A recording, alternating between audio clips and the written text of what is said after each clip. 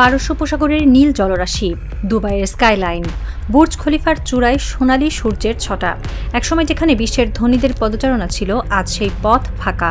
পর্যটনরা নেই, ব্যবসায়ীরা নেই, বিনিয়োগকারীরা নেই, শুধু আছে আতঙ্ক। আর আছে ইরানের ড্রোনের ছায়া। বছরের পর বছর ধরে মধ্যপ্রাচ্যের দেশগুলো তেল বিক্রি করেছে ডলারে।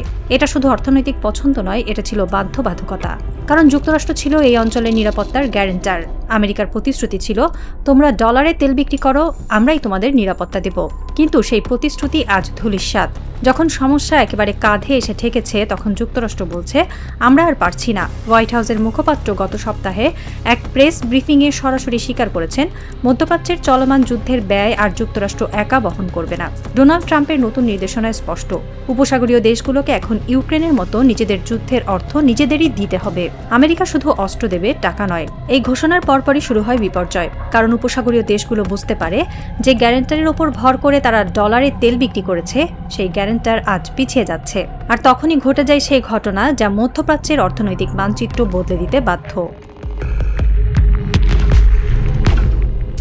গত 48 ঘণ্টায় সংযুক্ত আরব আমিরাতে ইরানের পক্ষ থেকে কয়েক দফা হামলা হয়েছে। সবচেয়ে গুরুতর ঘটনা ঘটে দুবাইয়ের প্রধান বন্দরে। কুয়েতের মালিকানাধীন একটি বিশাল তেলবাহী জাহাজ, যাতে ছিল প্রায় 20 লাখ ব্যারেল জ্বালানি তেল, সেই জাহাজটিকে সরাসরি আঘাত করে ইরানের একটি kamikaze drone. CNN, Reuters, Al Jazeera সব আন্তর্জাতিক সংবাদ মাধ্যমে নিশ্চিত করেছে, আঘাতটি ছিল নির্ভুল। জাহাজটি সম্পূর্ণভাবে ক্ষতিগ্রস্ত হয়েছে। এত বড় ধ্বংসের পর জাহাজটিকে সরিয়ে নেওয়া সম্ভব হয়নি। বর্তমানে এটি দুবাইয়ের বন্দরেই মেরামতের অপেক্ষায়। অর্থাৎ যুক্তরাষ্ট্র যেখানে নিরাপত্তা দেওয়ার কথা বলেছিল, সেখানেই ইরান নির্বিঘ্নে হামলা চালিয়েছে, আর যুক্তরাষ্ট্র নীরব। এই একটি হামলা শুধু একটি জাহাজ ধ্বংস করেনি, এটি ধ্বংস করেছে নিরাপত্তার সেই পুরনো সমীকরণ যার উপর ভর করে দাঁড়িয়েছিল উপসাগরীয় অর্থনীতি। আন্তর্জাতিক সংবাদ মাধ্যম মিডল ইস্ট মনিটর ও আল জাজিরার প্রতিবেদন বলছে, গত এক মাসে সংযুক্ত আরব আমিরাতের অর্থনীতি যে ধাক্কা খেয়েছে, তা কয়েক দশকের মধ্যে সবচেয়ে বড়। দুবাই ও আবুধাবির শেয়ার বাজারে তালিকাভুক্ত কোম্পানিগুলোর বাজার মূল্য কমেছে প্রায় $120 বিলিয়ন। এটি যুদ্ধকালীন খরচের চেয়েও বড় অঙ্ক। একই সময় বাতিল হয়েছে 18,000-এর বেশি ফ্লাইট। দুবাই আন্তর্জাতিক বিমানবন্দর, যা বিশ্বের ব্যস্ততম বিমানবন্দরগুলোর একটি, সেখানে এখন শূন্যতা। পর্যটক নেই, ব্যবসায়ী নেই। 2025 সালে যেখানে দুবাইয়ে প্রায় 2 কোটির বেশি বিদেশি পর্যটক এসেছিল, সেখানে এখন আর কেউ আসতে চায় না। যারা এসেছেন তারাও এখন দেশ ছাড়ার সুযোগ খুঁজছেন। শেয়ার বাজারের চিত্র আরও ভয়াবহ। 28 ফেব্রুয়ারি থেকে দুবাইয়ের শেয়ার বাজার কমেছে 16%, আবুধাবির চেয়ে, যা প্রায় দ্বিগুণ বেশি। গোল্ডম্যান স্যাক্সের তথ্য অনুযায়ী 1 বছরে আবাসন খাতে লেনদেন কমেছে 37%। 2026 সালের ফেব্রুয়ারির তুলনায় আবাসন বিক্রি অর্ধেকের বেশি কমে গেছে। আর যারা জরুরি ভিত্তিতে বিক্রি করতে চাইছেন, তারা 15 থেকে 20% কম দামে সম্পত্তি ছাড়তে বাধ্য হচ্ছেন। বুর্জ খলিফার নির্মাতা এমআর প্রপার্টিজের শেয়ার দর কমেছে 25%-এর বেশি। একসময়ের সোনার ডিম দেওয়া হাঁস আজ ভাঙনের মুখে। সংযুক্ত আরব আমিরাতের ওপর ইরানের বারবার হামলার পেছনে শুধু যুদ্ধ নয়, আছে গভীর কৌশলগত কারণ। সংযুক্ত আরব আমিরাত ছিল প্রথম জিসিসি দেশ যারা ফিলিস্তিনি ইস্যুতে দীর্ঘদিনের প্রতিশ্রুতি ভঙ্গ করে ইসরায়েলের সঙ্গে সম্পর্ক স্বাভাবিক করে। শুধু সম্পর্ক নয়, অভিযোগ রয়েছে সংযুক্ত আরব আমিরাতে ইসরায়েলের একাধিক সামরিক স্থাপনা ও মোসাদের শক্তিশালী ঘাঁটি রয়েছে। ইরানের দৃষ্টিতে সংযুক্ত আরব আমিরাত এখন ইসরায়েলের একটি লঞ্চিং প্যাড। ইরানের বিরুদ্ধে যে কোনো সামরিক অভিযানের জন্য এটি একটি গুরুত্বপূর্ণ কেন্দ্র। তাই ইরান সরাসরি আঘাত করছে আমিরাতের অর্থনীতিতে। কারণ সামরিক ঘাঁটি ধ্বংসের চেয়ে অর্থনীতি ধ্বংস করা বেশি কার্যকর, আর সেই কৌশল সফলও হচ্ছে। দুবাইয়ের বিলাসবহুল হোটেলগুলো আজ ফাঁকা। শপিং মলগুলোতে বিক্রি কমে গেছে অর্ধেকের বেশি। বিনিয়োগকারীরা টাকা তুলে নিচ্ছেন। যারা ভবিষ্যতে দুবাইয়ে স্থায়ী সম্পত্তি কিনতে চেয়েছিলেন, তারা এখন দ্বিতীয়বার ভাবছেন, যদি আবার যুদ্ধ শুরু হয়, তাহলে এই বিনিয়োগ কি নিরাপদ থাকবে? অর্থনৈতিক যুদ্ধের ময়দানে ইরান যখন সংযুক্ত আরব আমিরাতকে রক্তাক্ত করছে, ঠিক তখন কূটনৈতিক মাঠে এসেছে ইরানের পররাষ্ট্রমন্ত্রী আব্বাস আগারচির বড় বার্তা। সামাজিক যোগাযোগ মাধ্যম এক্সে দেওয়া এক পোস্টে আগারচি লেখেন, ইরান সৌদি আরবকে একটি ভ্রাতৃপ্রতিম দেশ হিসেবে বিবেচনা করে। দুই দেশের মধ্যে পারস্পরিক সম্মান ও সহযোগিতার ভিত্তিতে সম্পর্ক জোরদার করতে চাই আমরা। কিন্তু এই বন্ধুত্বের প্রস্তাবের সঙ্গে যুক্ত ছিল এক স্পষ্ট আলটিমেটাম। তিনি ইঙ্গিত দেন, অঞ্চলের বাইরের শক্তির উপস্থিতি উত্তেজনা বাড়াচ্ছে, অর্থাৎ যুক্তরাষ্ট্রের সামরিক উপস্থিতি সমস্যার মূল।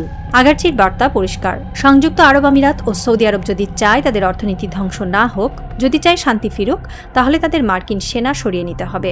আমেরিকার গ্যারান্টি আজ ব্যর্থ। আমেরিকা নিরাপত্তা দিতে পারছে না, তাহলে কেন তাদের উপস্থিতি? এই প্রস্তাব উপসাগরীয় দেশগুলোর জন্য এক কঠিন পরীক্ষা। একদিকে তাদের দীর্ঘদিনের মিত্র যুক্তরাষ্ট্র, অন্যদিকে ইরান, যার ড্রোন ও মিসাইল আজ তাদের অর্থনীতির শিরদাঁড়া ভেঙে দিচ্ছে।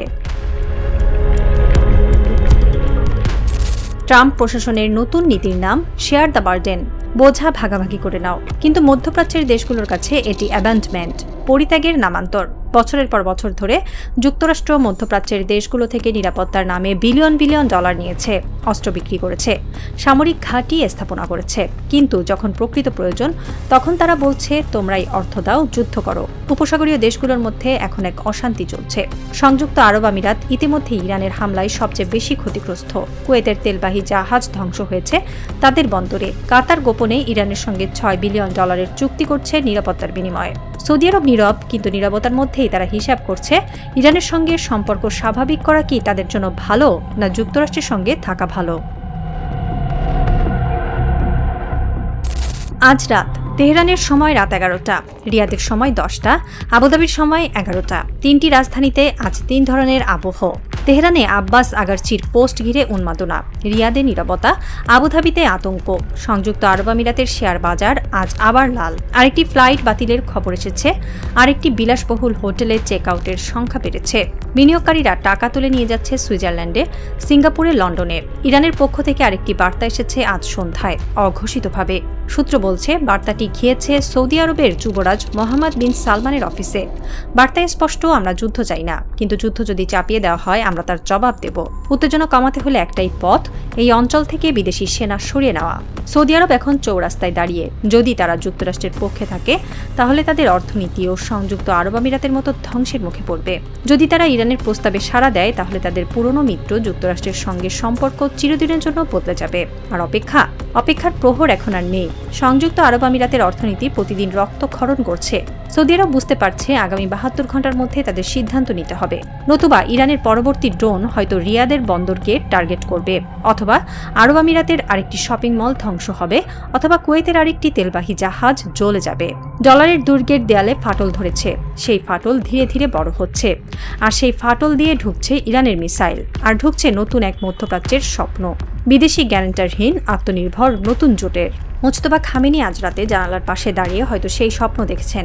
আজ বিশ্ব দেখেছে ইরান আর শুধু যুদ্ধ করছে না, ইরান জিতছে অর্থনৈতিক যুদ্ধেও, জিতছে কূটনৈতিক যুদ্ধেও, জিতছে ইতিহাসের পাতায়। আর এই জয়ের গল্পের শেষ অধ্যায় এখনো লেখা হয়নি, কারণ শেষ অধ্যায় লেখা হবে সৌদি আরব ও সংযুক্ত আরব আমিরাতের সিদ্ধান্তের মধ্য দিয়ে। তারা কি যুক্তরাষ্ট্রের সঙ্গে থাকবে, নাকি ইরানের প্রস্তাবে সাড়া দেবে? উত্তর আসবে আগামী 72 ঘন্টায়। আর ততক্ষণ পর্যন্ত দুবাইয়ের বুর্জ খলিফা ফাঁকা, তেলের জাহাজ জ্বলছে, আর আব্বাস আগারচির পোস্ট ঘিরে আবর্তিত হচ্ছে মধ্যপ্রাচ্যের ভাগ্য।